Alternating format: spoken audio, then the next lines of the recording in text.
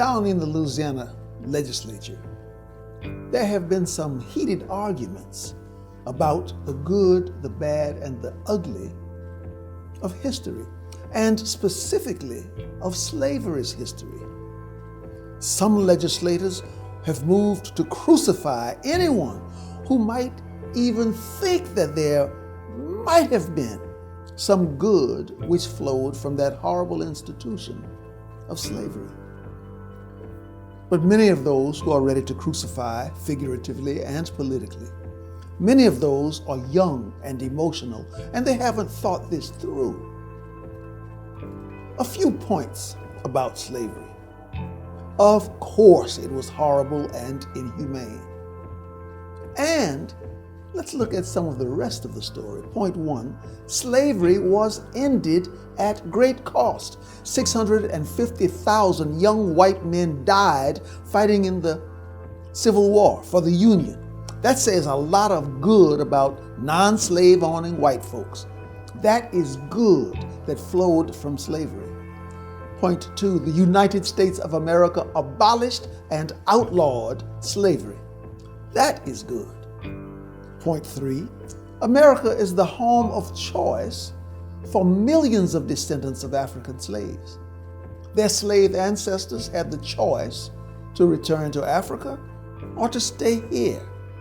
Their slave ancestors chose to stay right here in America.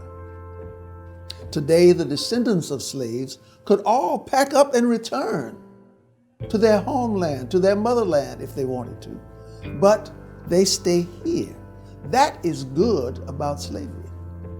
Slavery brought to the North American continent a powerful, impactful strain of DNA which has enriched America in science, law, medicine, labor, the arts, sports, and on and on. What would America be like if we suddenly removed from America all evidence of the successes and accomplishments of American black people? From Crispus Attucks' fall in the 1776 war, from Nat Turner's fabulous rebellion against slavery, to Dr. Martin King's pleas for justice. Some folks want to pick and choose good history and bad history. I'm not that smart. I want all history for me and for my children and for my grandchildren. I want the good, the bad, and the ugly, as they say in Clint Eastwood movies, and in the Louisiana State Capitol.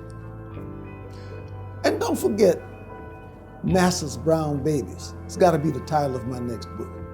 Massa's Brown Babies, children sired by Massa and born to a black slave.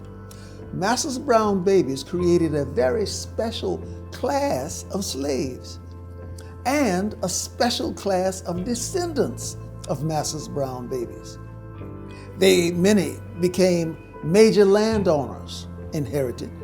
Many became more educated than most black and even white people generations ago. Now let's make this personal. My grandfather was born a slave, owned by a certain slave owner and landowner. When the slaves were freed, my grandfather, a hard-working man of great intelligence, Pawpaw Green, had three choices. Choice one, return to his motherland. He stayed here. Choice two, leave the place of his birth and go start a life elsewhere. He stayed right where he was. Choice three, he could stay and enjoy the employ and protection and benefits of a good relationship with his now former master. And that is exactly what he did. Pawpaw Green stayed right where he was born. Here in the USA, he stayed and helped found the first two black Baptist churches and the first school for black children in our area. His descendants still live on the land he bought from his former master, where he was born.